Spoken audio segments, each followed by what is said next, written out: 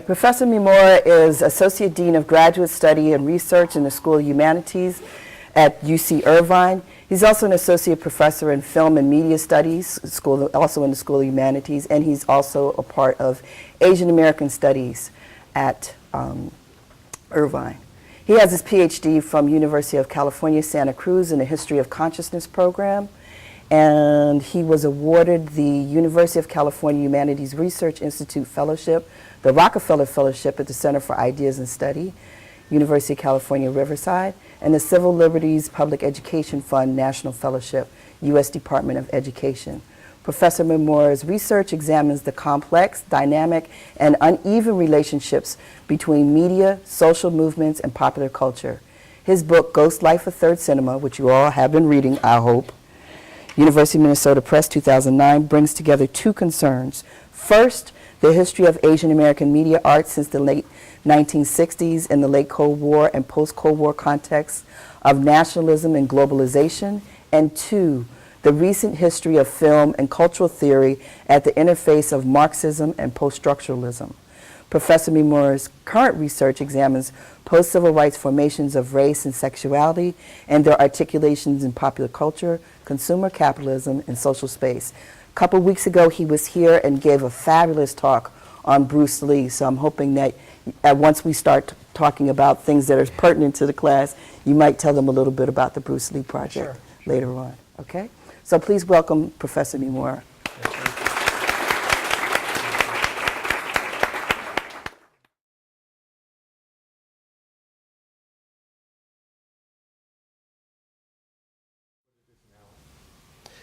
I mean, I think stereotypes are going to exist as long as racism exists, and the goalposts changed as the historical circumstances changed. So, I mean, pre-World War II, Chinese were docile and friendly, and were the good friends of good neighbors of the United States and good allies in Asia. Japan, as it is rising as an imperial power, as a fascist power, was seen as evil, and those stereotypes traveled over to sort of portray Asian Americans in the United States. So Chinese Americans were seen as the good Asian Americans, and then Japanese Americans, obviously, with the start of the war, were then in turn. Immediately after the war, those stereotypes flipped with the rise of communist China. Chinese Americans were then suspected of being sort of communists in the United States, and then Japanese Americans rose in the 50s and 60s as the model minority, et cetera, et cetera. During the Vietnam War, Vietnamese were then seen as gooks and as enemies of the state, even though, especially the refugee communities that migrated here were folks who collaborated with the United States, et cetera. So there were, so those kinds of stereotypes are constant goalposts that I think for the 20th century certainly have coincided or have squared with the history of U.S. wars in Asia. More recently, I think those stereotypes have really shifted, and especially in the wake of the 60s, really from the start of the 20th century, but really after the 1960s, we really see what Claire Kim calls racial triangulation, the ways in which these kinds of stereotypes of Asian Americans are poised in relationship to other racialized groups, and particularly African Americans. So Asian Americans emerge as the model minority, as a foil against African American protests in the 60s and 70s, right? That if Japanese Americans can make it without being very noisy, then everybody else should be able to. Everybody else being African Americans, to a lesser degree, red and brown peoples as well, who were engaged in protest, and also Asian Americans themselves who were engaged in protest, right? So, and that of course obscures a lot of histories, that Japanese Americans weren't necessarily quiet during those years, et cetera, et cetera. And also and insofar as there is a historical silence, a lot of that was produced through state violence, and, and those are the kinds of things that get erased in the name of these stereotypes. But yeah, I mean, I think that there are certainly stereotypes today. I talked in the Bruce Lee paper, part of what I talked about is that Bruce Lee becomes this avenue for articulating, for Asian American men, an idea of Asian American cool. That's counterposed against Asian American nerdiness, right? So that Asian Americans today, and particularly Asian American men, are regarded as sort of the quintessential nerds. If you're going to beat up somebody, it's going to be the Asian nerdy kid.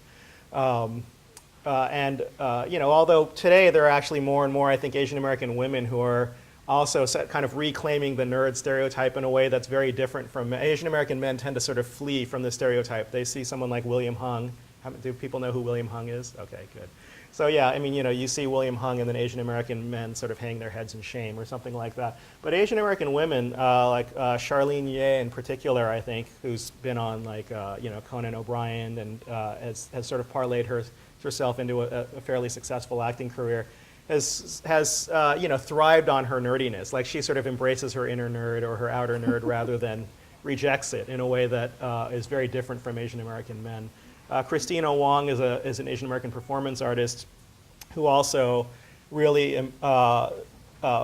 plays with the nerd stereotype. I think I haven't actually visited her website in a long time, but I think at least for a while on the front of her webpage she had this exceedingly painfully dorky picture of herself with braces when she was like in high school or junior high or something like that, as the sort of entree into her website. So I think that today this stereotype of the Asian nerd has been one way to historically continue the kind of desexualization of Asian men at the same time that it tries to rationalize the seeming economic threat posed by Asian American men entering the professional workforce, right? Particularly as immigrants coming on H-1B visas, taking American jobs, but rather than being threatening, they're sort of recalibrated as desexualized, et cetera. They may take our jobs, but they can't take our women, et cetera, et cetera. And these stereotypes are obviously contingent. They travel from one place to another. South Asians today are both imagined as nerdy, part of this H-1B visa class. Professional masculinity, but they're also then demonized, post 9/11, along with other sort of brown-skinned Middle Eastern or South Asian people as terrorists, as a violent threat to the state. Particularly the degree to which their economic stature does not erase their, for example, religious affiliations. They're seen as a terrorist threat. So they steal our jobs, and they're also a potential source of violence to the state and its citizens. So, Ohio, which meant that I spent my breaks, winter and fall and spring breaks and winter breaks in New York City. So there was a lot of activity where you could really see a lot of work by Asian American, Latino, African American, Native American filmmakers. So usually we went to film festivals to see them. You could see a bunch of things in 1 week. You could see 20 films in 1 week at a film festival. And it was a really exciting time, and it became very clear that the only way that these films became visible is through the hard work of these community-based media activists and cultural workers. And I became very interested in studying about them. So that's, so that kind of community-based media production is pretty important to the story that I tell in my book. And I would say that I was really inspired by, these folks. I mean, I was also really interested I was also very inspired by someone like Bruce Lee in a very different way. But I would say this particular book is really indebted to the kinds of folks who really, put in a lot of hard work and really anonymous work, in creating media centers, media production centers, and then later film festivals to circulate this kind of work. Why don't we take a look at the Fung brothers Oh, sure. piece? Yeah. I'm kind of curious to see what your response Yeah, I is. saw it. Okay, so take a look at that. Whoa. Asian stereotypes. Have we done a video about this yet? Nope. Are they true, false, or both? I don't know, but this is how we see it. Check it out. Asians are bad drivers. I don't know the rules. Are you talking about Asians like us or Asians like our parents? Because anybody who comes to America from a different country usually does not know how to drive very well. Asians are racist. Everybody's at least a little racist. And Asians, they are racist too, but at least we just do it in our heads and we don't really act on it. Except maybe when we own a store, we might like follow you around and stuff. Just hurry up and buy. Everything will be okay. Think about it. At school, what group of people do the Asians pick on? Now who picks on the Asians? Everybody! Asians are really good at math, but they're not good leaders. Ha ha ha! Asians can't hoop, man. Lil dick. Ever been to a library on campus? It's just a bunch of Asian people? Bro, Asians aren't smart. They just study all the time. I could do that too if I wanted to. You know, just don't. God. Most people agree that Asians are smart. But are they smart because they study, or do they study because they're smart? No, I don't know the answer to that question. All I know is that we're taking over the university. Colleges, grad school, give me that, give me that, give me that. Oh, you got wait lists? So sorry. Early admissions, mother. Asians are good with technology and gadgets. Dude, which iPhone should I use today? The white one, the black one, or the one that's jailbroken? Whoa. Of course we like technology. Most electronic brands are Asian, and even if they're not Asian, the parts are probably made in Asia. Apple's an American company, but the iPhones, they're still made in Asia. Of course Asians invented emojis. Did you see how advanced the smileys were getting over there? Yatta! Asians are so loud, speaking their ridiculous languages and stuff. Laughing, cackling. Stop it, Asians, it's too loud. Say啊，你有冇搞錯啊? Oh, 진짜? 진짜? Hey, excuse me, this is a library. Oh, 진짜? Asians are loud and we're quiet? Can you guys just make up your mind on a stereotype, please? You're making this hard. Asians are nerdy. Yeah, I'll say it. Asians are kind of nerdy. But what's wrong with being nerdy? Nerds are successful. The president's a nerd. Jeremy Lin's a nerd. CEOs are nerds. Rich people are nerds. Bill Gates is a nerd. Warren Buffett's a nerd. Nerds are the ones who change the world. All Asians know some type of martial arts. Kung Fu, Karate, Taekwondo. Yeah.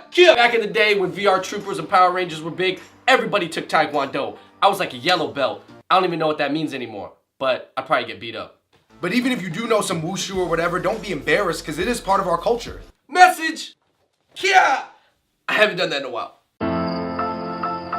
Asians have slanty eyes. Oh, I'm Asian. Hold up. Statistically, most people on Earth are Asian. So do we have small slanty eyes, or does everyone else have weird big bubbly ones? Can you see the truth? Message! And finally, perhaps the worst stereotype of all time, Asian guys have small wieners.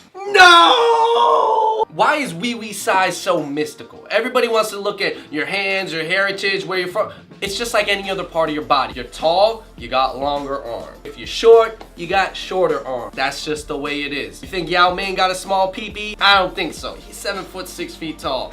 I'm Yao Ming. I'm huge. Everywhere. Listen, you guys, stereotypes are never gonna end until a few hundred years from now when we're all just mixed into some color of yellowish, brownish, beige. The important thing to remember is whether stereotypes seem more true than not or more not true than true, you don't have to let them control you. Stereotypes have no power unless you give them power. Stereotypes have been around forever. They're probably not going anywhere anytime soon, so let's just laugh at them. Thank you for watching this video. Share it with your friends if you want. Subscribe to our channel, check us out on Facebook, and follow us on Twitter. Peace.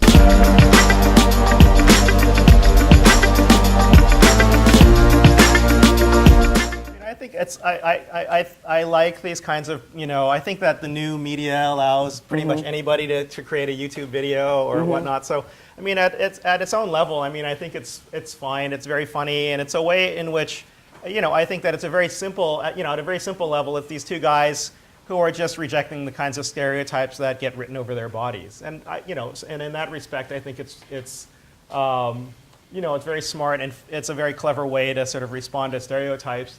At the same time, there's a lot of things that I think that they're saying or that that pass without comment. I mean, the idea of stereotypes is just being like, we all have sort of racist stereotypes at some level. I mean, it doesn't really, what the video doesn't go into, which again, it's not necessarily the responsibility, but I would want it, but for anybody who thinks seriously about these issues, really try to think about the ways in which those stereotypes connect to these larger systems of power, right? To state power, the ways, how are stereotypes generated? Is it just because we don't really know each other? We always have negative views of people who are different from us. Well, anthropology has done a lot of work here where actually most people do not have negative views of people that they don't know. I mean, indigenous peoples do not have negative views of the people that they've historically come across, et cetera. I mean, even today, it's like, again, most people around the world do not tend to have negative views of people that they don't know, unless they have significant sort of preconceptions of that particular group, right? It's like, if you're white and American, you go to the Middle East and, after a drone killing, people are going to look at you in a particular way because of the kinds of presumptions that they have, right? Their reference to, and also I think that their ideas of stereotypes, so their ideas of stereotypes really don't go beyond just individual experience. And again, for the purposes of the video, I think that's completely fine. But in a larger context, when they point to, well, Asians are seen as good techies because there are all these Asian companies that produce technology. Well, there's a long, complicated history there, right? And the people who are producing those are not the Asian Americans here. The Asian Americans here are part of the professional class that may design or may sort of produce some parts of those. But there's a lot of interesting research around, today especially. There's actually a good video as well, Women of the Global Assembly Line, about how Asian women in Silicon Valley, but mostly in Asia itself, are the ones who end up assembling these. They're the ones who end up getting exposed to carcinogenic chemicals. They're the ones who end up going blind because they have to work for 18 hours a day assembling small objects in poor lighting, et cetera, et cetera. So there is also, they also point to they both sort of invoke a history at the same time that they then ignore it, right? So there's a whole history of let's say, assembly line production around these kinds of gadgets that they're talking about that Asians are supposed to be good at, that also gets erased. Again, it's not necessarily the responsibility of this kind of a video to, it'd be kind of, they're trying to make a kind of campy video about stereotypes. It would be kind of a downer to have this, a kind of gloomy account of the global assembly line inserted in there. But it would be good to show this kind of a piece along with a bigger discussion about stereotypes or other kinds of works that try to connect some of the issues that they're talking about in more substantive ways. So yeah, I mean, again, this is the kind of thing that you can imagine students on any campus would produce, and I think that's and again, I think that it is also speaking from the standpoint of these two guys who are able to resist these stereotypes. It's not necessarily the case in every context that that's possible, right? If there were two Asian guys who are, the only two Asian guys in an all-white or, or non-Asian high school in the Deep South or the small rural Midwest or something like that, they might have a much greater sense of vulnerability, right?